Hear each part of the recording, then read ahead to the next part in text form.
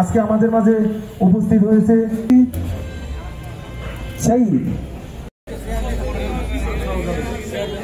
জনাব আলাউদ্দিন মাস্টার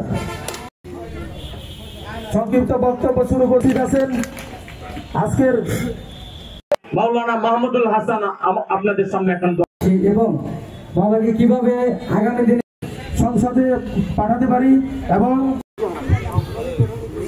বিসমিল্লাহির রহমানির রহিম এই পর্যায়ে বক্তব্য স্বাগত। উনি একটা ডাক্তার ছিলেন। ওইখানে আগামী নির্বাচনে আপনারা ধানের শীষের পক্ষে কাজ করে বাবু ভাইয়ের পক্ষে কাজ করে বিপুল ভোটে তাকে এই ঢাকা 19 থেকে সংসদ সদস্য হিসাবে নির্বাচিত করবেন। বাংলাদেশ জাতীয়তাবাদের মাধ্যমে এইটা বিপ্লব সংহতি দিবস ঘটেছে। দেশ যখন ক্রান্তিকালে ছিল তখন সিপাহী জনতা মিলে এই দেশের ভার শহীদ রাষ্ট্রপতি জিয়া রহমানের হাতে দিয়েছিলেন।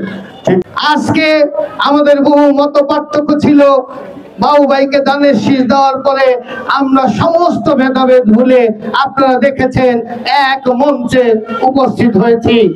যেভাবে ভোট চাইলে বাবু ভাইয়ের পক্ষে ভোট আসবে, ধানের শীষের পক্ষে ভোট আসবে, সেইভাবে সেখানে উপস্থাপন করবেন।